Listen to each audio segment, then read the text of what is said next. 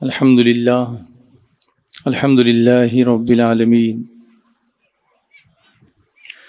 والصلاة والسلام على سيدنا وسيد الأنبياء والمرسلين وعلى آله وأصحابه أجمعين أما بعد فأعوذ بالله من الشيطان الرجيم بسم الله الرحمن الرحيم يا أيها الذين آمنوا استعينوا بالصبر والصلاة إن الله مع الصابرين صدق الله العظيم وبلغنا رسوله النبي الأمين المختار الكريم ونحن على ذلك لمن الشاهدين والشاكرين والحمد لله رب العالمين۔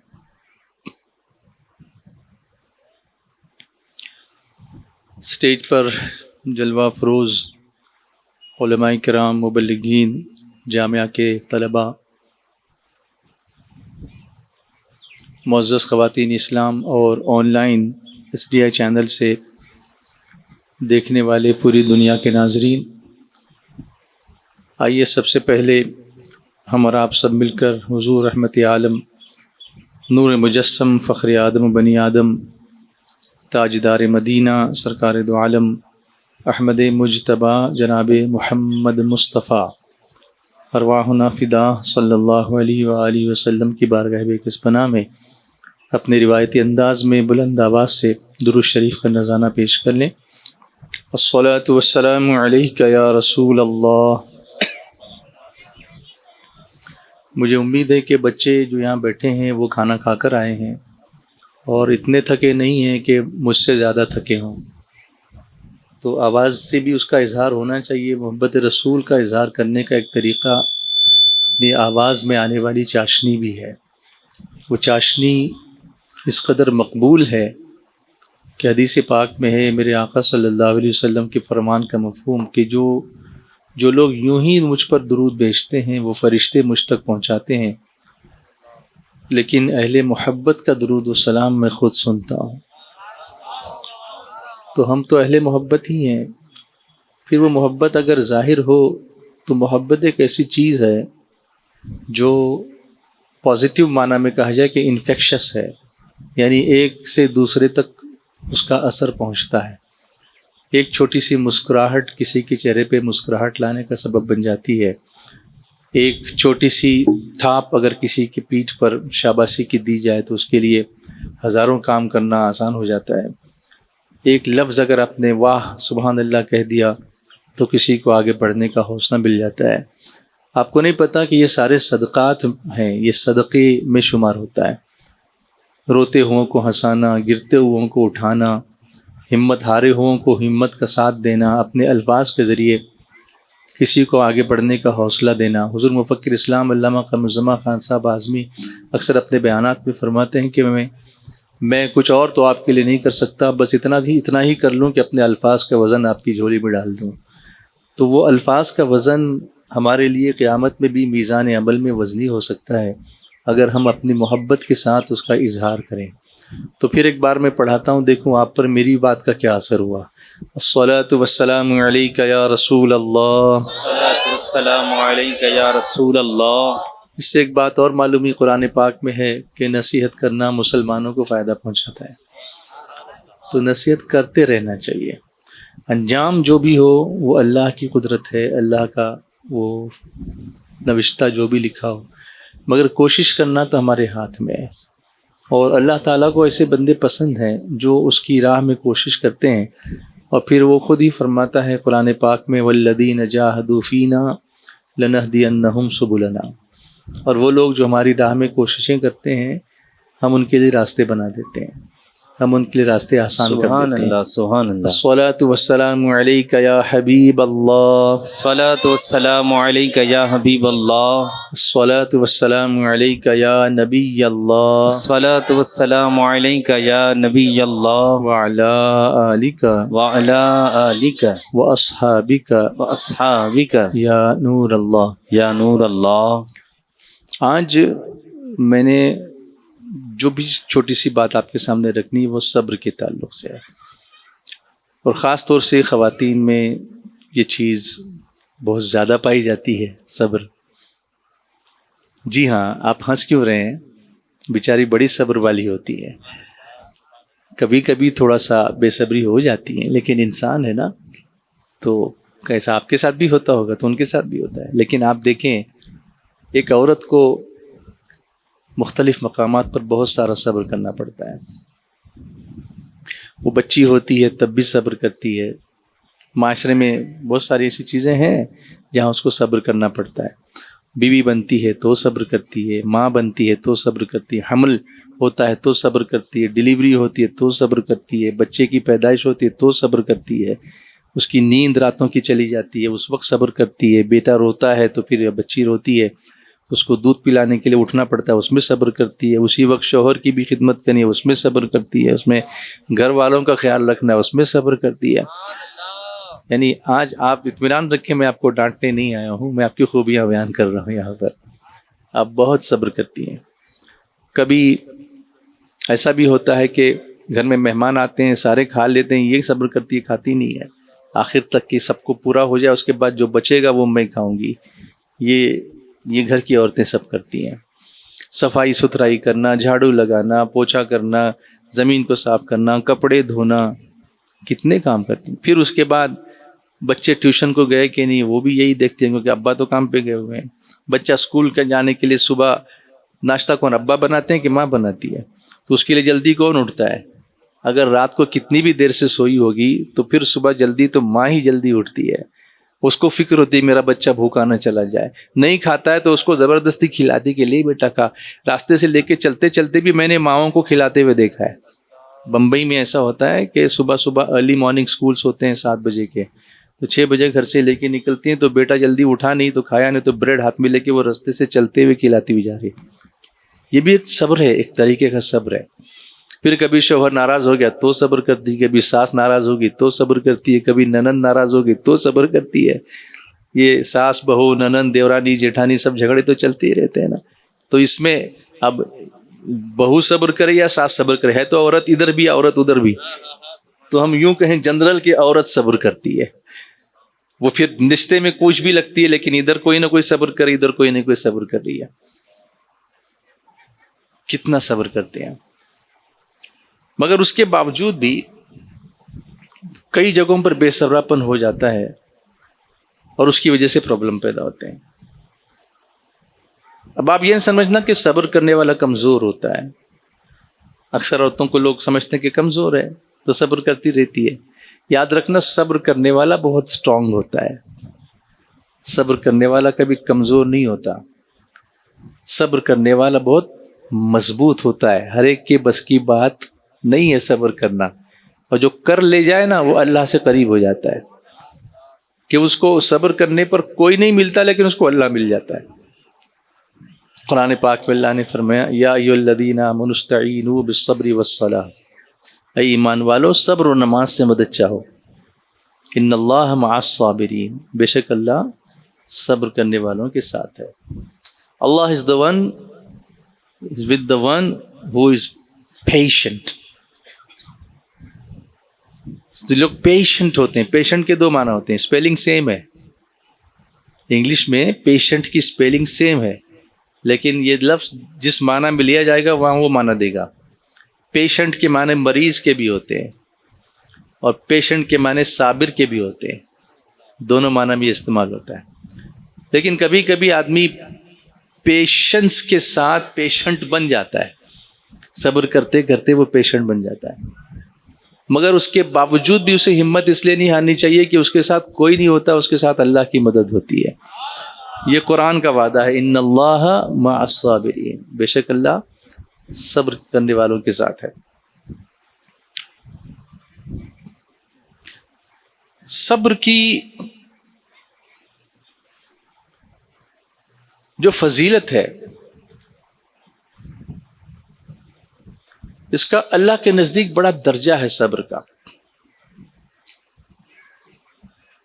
اس کا اجر بھی بہت عظیم ہے اور اس کی کوئی حد نہیں ہے۔ کبھی کبھی ہم یہ سوچتے ہیں، میری بہنیں مائیں سب سن رہی ہوں گی، کبھی کبھی وہ کہتے کتنا صبر کرنے کا، کوئی حد ہے کہ نہیں؟ تو میں کہتا ہوں نہیں، اس کی کوئی حد نہیں ہے، اس کی کوئی حد نہیں ہے. جتنا صبر کرو گے اتنا اللہ سے قریب ہو جاؤ گے. اب صبر کا معنی کیا ہوتا ہے؟ What is the meaning of the word patience? Patient نہیں، پیشنس. صبر کے معنی کیا ہوتے ہیں؟ اس کے کئی معنی ہیں. کئی کانٹیکس میں اگر آپ دیکھیں گے ڈفرنٹ اس کی جو سیاق و سباق اگر لیا جائے، بیک گراؤنڈ لیا جائے، کانٹیکس لیا جائے، تو will have different meanings of صبر، پیشنس. ایک معنی یہ ہے مشکلات میں پرسکون رہنا، اس کا نام صبر ہے. اور یہ ایک ایسی خوبی ہے جو ہمیں مشکل حالات میں اپنے مقصد کی طرف بڑھنے کا حوصلہ دیتی ہے. جو لوگ بے صبرے ہوتے ہیں وہ اپنی منزل تک نہیں پہنچ پاتے، لیکن جو صبر کرتے ہیں وہ کسی نہ کسی طرح پہنچ ہی جاتے ہیں. آپ نے بچپن میں وہ پتہ نہیں آج کل کے کورس میں یہ کہانی ہے کہ نہیں، وہ دا ہیئر اینڈ دا ٹورٹوائز، خرگوش اور کچھوے کی کہانی ہے، سنی آپ نے یا نہیں سنی؟ سنی ہے. کیا ہوا تھا؟ ریس ہوئی تھی کس کے درمیان؟ خرگوش اور کچھوے کے درمیان.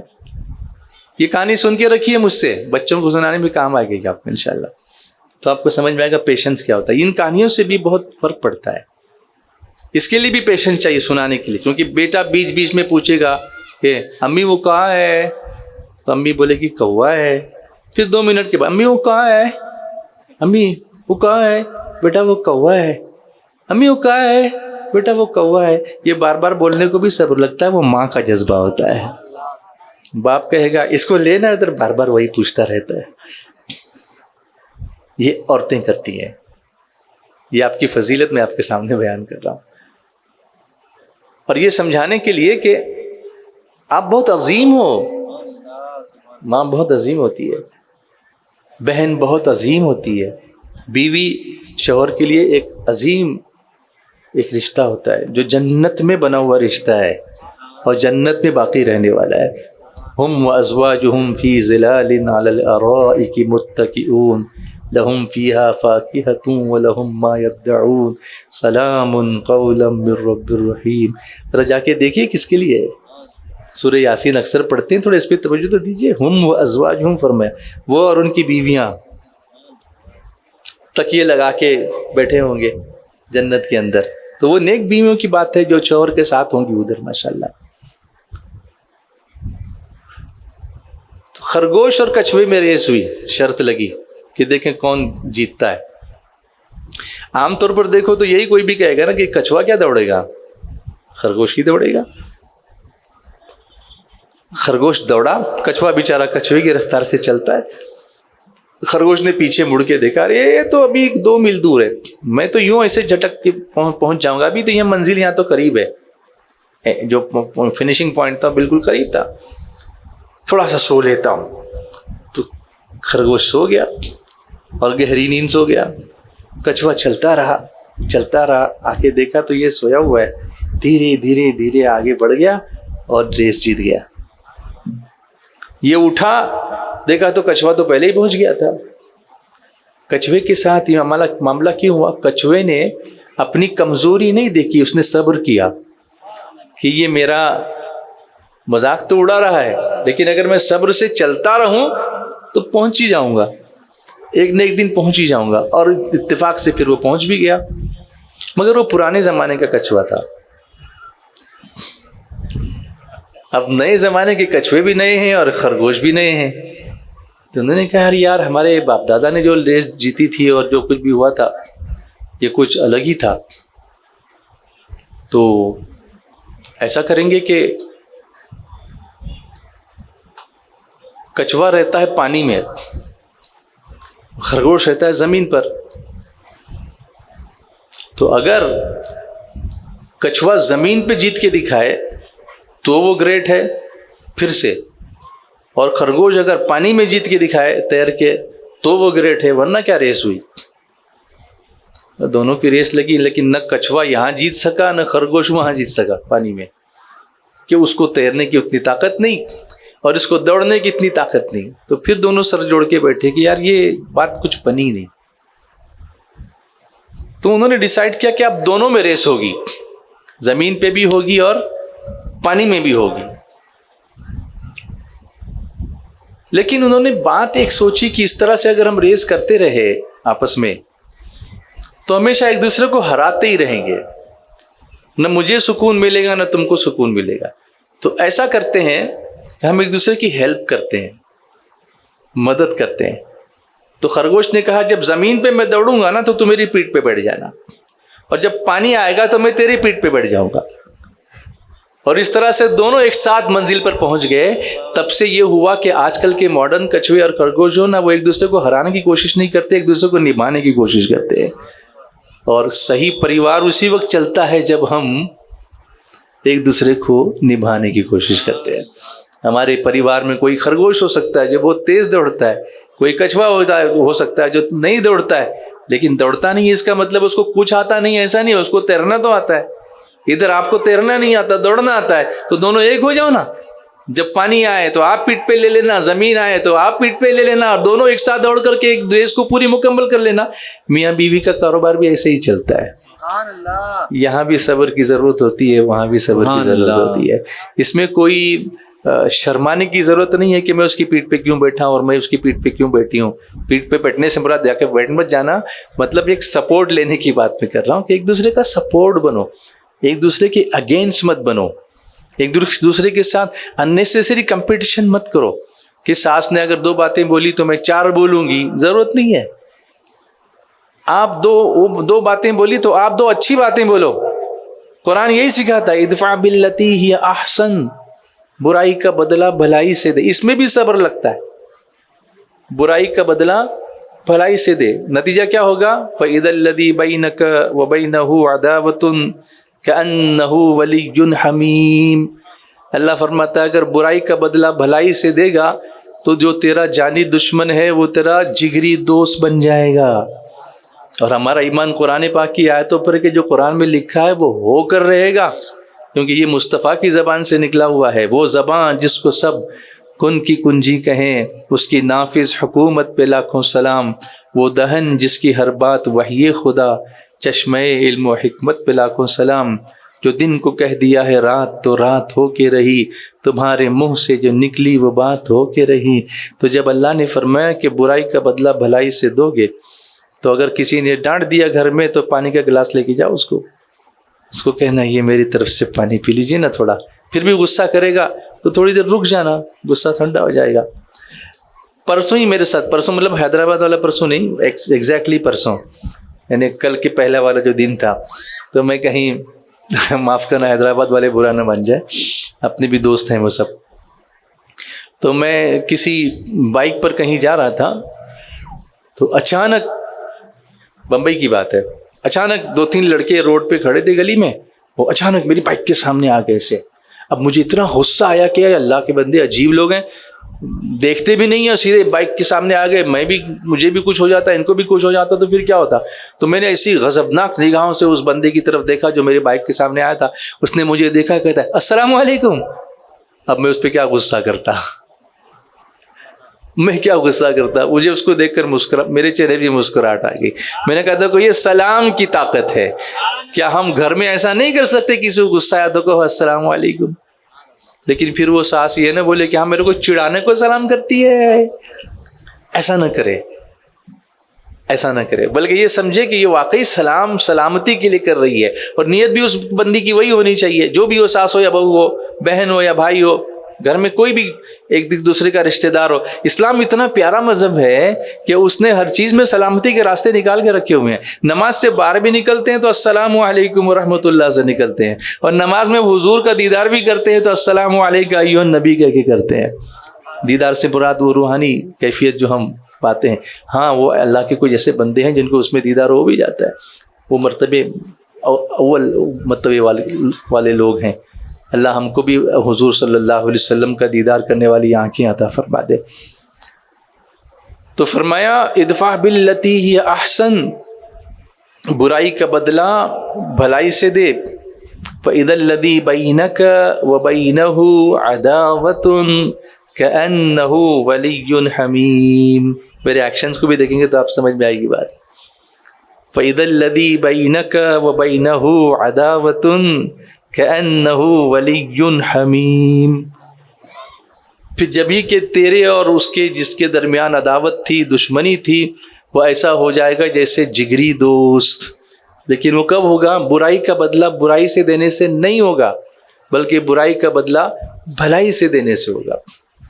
مگر آگے شرط لگائیے. اب جو میری بات بتانے جا رہا ہوں وہ یہاں آ رہی ہے. اللہ تعالیٰ فرماتا ہے وَمَا يُلَقَّاهَا إِلَّا الَّذِينَ صَبَرُوا. اب بات صبر کی آئی. یہ سب کے نصیب میں نہیں ہوتا، یہ بہت صبر کرنے والوں کو نصیب ہوتا ہے. یہ جو برائی کا بدلہ بھلائی سے دینا یہ سب کے نصیب میں نہیں ہوتا. اب آپ کیوں نہ یہ دعا مانگیں، میں کیوں نہ یہ دعا مانگوں کہ اللہ مجھے وہ نصیب والا بنا دے جس کے نصیب میں یہ ہوتا ہے کہ جس کا جانی دشمن اس کا جگری دوست بن جاتا ہے، کیونکہ وہ برائی کا بدلہ بھلائی سے دیتا ہے. وَمَا يُلَقَّاهَا إِلَّا الَّذِينَ صَبَرُوا.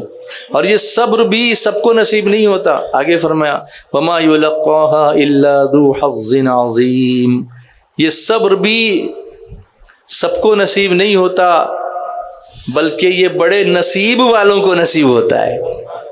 جس کے نصیب اچھے ہوتے ہیں اس کو یہ نصیب ہوتا ہے کہ وہ صبر کرتا ہے اور برائی کا بدلہ بھلائی سے دیتا ہے. لیکن اس میں کوئی نہ کوئی بیچ میں رہتا ہی ہے شیطان بن کر. اس کو بھی اللہ تعالیٰ نے بیان فرمایا وَإِمَّا يَنزَغَنَّكَ مِنَ الشَّيْطَانِ نَزْغٌ. یہ میری اسٹائل دیکھیے آپ، نزغن. شیطان ایسے کچوکے لگاتا ہے. صبر کرتا ہے، تیری زبان نہیں کیا، تجھے بولنے نہیں آتا کیا، چپ بیٹھا ہے، آدھا نہیں بولنے، بول بول. تو اللہ فرماتا ہے کیا کرے؟ نزغن فاستعذ باللہ، فوراً یہ کہو اعوذ باللہ من الشیطان الرجیم. یہ جو بیچ میں آ رہا ہے نا، یہ شیطان ٹھوک کے مار رہا ہے کہ بول بول. اس وقت اعوذ باللہ پڑھنا اور بولنا نہیں، خاموش رہنا، تمہارا کام بن جائے گا. گھر اس طرح چلتے ہیں، گھر اس طرح بنتے ہیں، ورنہ شیطان تو توڑنے پہ لگا ہوا ہی ہے. اس لیے صبر کرنے کی ضرورت ہے. تو صبر کا جو لفظی معنی ہے وہ ہے برداشت کرنا. یہ صرف دینی معنی میں بھی نہیں کہہ رہا ہوں میں. دیکھو ڈاکٹر کے پاس جائیں گے نا تو پیشنٹ جلدی کون سا اچھا ہوتا ہے؟ جس میں صبر ہوتا ہے، جو درد کو برداشت کرتا ہے. اس کو زیادہ پین کلرز نہیں دینے پڑتے ہیں. کچھ تو ایسے بھی ہیں جو ٹاکے لگانے کے لیے بولتے ہیں کہ آپ میرے ہاتھ کو سن نہیں کرو، ایسے لگا تو میں برداشت کر لوں گا. ایسے وہ پیشنٹ جلدی اچھے ہو جاتے ہیں کیونکہ ان کے اندر لڑنے کی پاور زیادہ ہوتی ہے، جس کو ہم امیون سسٹم کہتے ہیں باڈی کا. کہ کوئی بھی جراثیم آ جائے کچھ نہیں ہوتا. آپ دیکھو بہت سارے ایسے لوگ جو غریب ہیں بیچارے، ہم لوگ تو یہ بوٹل کے پانی اور کیا کیا نخرے ہمارے، لیکن وہ کہیں کا بھی پانی ملتا ہے پی لیتے ہیں، ان کو کچھ نہیں ہوتا.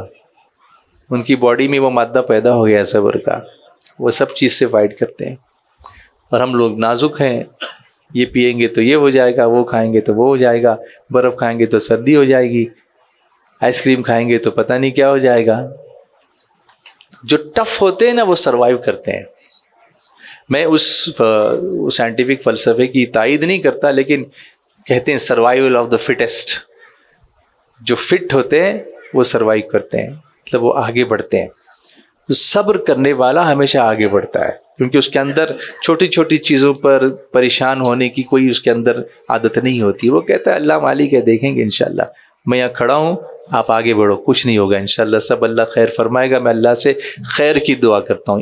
ایسا جذبہ اگر ماں کے اندر آ جائے گا نا تو بچوں کے اندر بھی آ جائے گا. یہ باتیں میں اس لیے آپ کے سامنے رکھ رہا ہوں. اسی لیے اس صبر کی اس اہمیت کی وجہ سے صبر کو کسی کی مذہبی زندگی کا، دھیان دیجئے یہاں پر میری بات پر، کسی کی مذہبی زندگی کا یا ریلیجیس لائف کا آدھا حصہ سمجھا جاتا ہے. ہماری ریلیجیس لائف جو ہے، مذہبی زندگی جو ہے، دھارمک زندگی جو ہے، اس کا آدھا حصہ صبر ہے، باقی آدھا شکر ہے. تو ہم آدھے میں فیل ہو جاتے ہیں، اور جب صبر ہی نہیں کر سکیں گے تو شکر کہاں سے کرنے لگیں گے؟ آدھا 50% از پیشنس اینڈ 50% از گریٹیٹیوڈ، شکر جس کو کہتے ہیں انگلش میں گریٹیٹیوڈ۔ میں نے جو آیت پڑھی ہے، یا ایھا الذین آمنوا، اے ایمان والو، استعینوا بالصبر والصلاۃ، صبر و نماز سے مدد مانگو، ان اللہ مع الصابرین، بے شک اللہ صابروں کے ساتھ ہے۔ اب جب صبر کرتے ہیں نا تو ہر قسم کا صبر جو ہوتا ہے وہ مصیبت نہیں ہوتا۔ کبھی کبھی لوگ ہم کہتے ہیں کہ یہ کتنے دن سے صبر کریں، کیا مصیبت آ گئی؟ تو ہر قسم کا صبر مصیبت نہیں ہوتا۔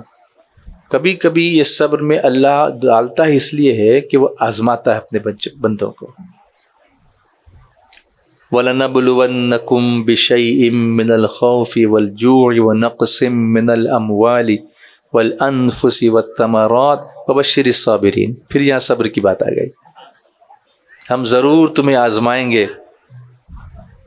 کس چیز سے آزمائیں گے؟ خوف سے آزمائیں گے۔ کبھی تم کو خوف ہوگا کسی چیز کا، وہ بھی تمہارے لیے آزمائش ہوگی۔ کبھی بھوک سے آزمائیں گے، والجوع ونقص من الاموال والانفس والثمرات، کبھی تمہارے مال میں نقصان کر کے تم کو آزمائیں گے، کبھی جان کا نقصان کر کے تم کو آزمائیں گے، کبھی اولاد کا نقصان تم کو ہوگا اور تم کو آزمائیں گے۔ لیکن خوشخبری کس کے لیے دی گئی؟ وبشر الصابرین، جو صبر کریں گے ان کے لیے خوشخبری ہے۔ اب یہ آزمائش ہے یا مصیبت ہے، کیسے سمجھیں؟ یہ ہم کو کیا معلوم کہ یہ ہم پہ مصیبت آئی ہے یا آزمائش آئی ہے؟ مولا علی سے، مولا کائنات سے، شیر خدا سے، مشکل کشا سے، حیدر کرار سے، اسد اللہ الغالب سے، امام المشارق والمغارب سے، امیر المؤمنین سیدنا علی بن ابی طالب سے کسی نے پوچھا رضی اللہ تعالی عنہ کرم اللہ تعالی وجہہ الکریم کہ ہم کیسے جانیں کہ یہ آزمائش ہے یا مصیبت ہے؟ تو آپ نے بہت ہی پیارا جواب دیا، فرمایا مشکل آنے کے بعد اگر وہ بندہ اللہ سے دور ہو جائے تو مصیبت ہے، اور اگر وہ اللہ سے اور قریب ہو جائے آزمائش ہے، وہ پار لگ جائے گا انشاءاللہ۔ کبھی کبھی کسی کو ہم نماز میں نہیں دیکھتے ہیں، آپ نماز کے لیے نہیں آتے؟ ارے بڑی پریشانی میں ہو یار، ٹینشن بہت ہے، میں نہیں آ پاتا ہوں، تو یہ مصیبت ہوئی۔ لیکن کچھ ایسے اللہ کے بندے ہیں کہ جب پریشانی ہو تو زیادہ مسجد میں دکھتے ہیں، زیادہ تلاوت کرتے ہیں، وہ اللہ سے اور قریب ہوتے ہیں، یہ آزمائش ہے، اللہ پار لگائے گا انشاءاللہ۔ اب ہمیں اس کا راستہ مل گیا کہ ہمیں مصیبت کو آزمائش میں بدلنا کیسے۔ تو اگر کوئی تکلیف آئے اللہ کی طرف زیادہ رجوع کرنا، اگر ایک آیت پڑھتے تھے تو 10 آیتیں پڑھنا، 2 رکعت نفل پڑھتے تھے تو اور 10 رکعت پڑھنا، نماز پابندی سے پڑھنا، جمع رہنا استقامت کے ساتھ، تو اس سے یہ فائدہ ہوگا کہ وہ آزمائش پھر اللہ خود اس کو کامیاب فرمائے گا۔ وبشر الصابرین الذین اذا اصابتهم مصیبۃ قالوا انا للہ وانا الیہ راجعون۔ جب کوئی مصیبت آتی ہے تو وہ ہائے واویلا نہیں کرتے، وہ کہتے ہیں انا للہ وانا الیہ راجعون، ہم اللہ ہی کے لیے ہیں، اللہ ہی کی طرف سے آئے ہیں اور اللہ کی طرف ہمیں لوٹ کے واپس جانا ہے۔ تو پھر گھبرانے کی کیا ضرورت ہے؟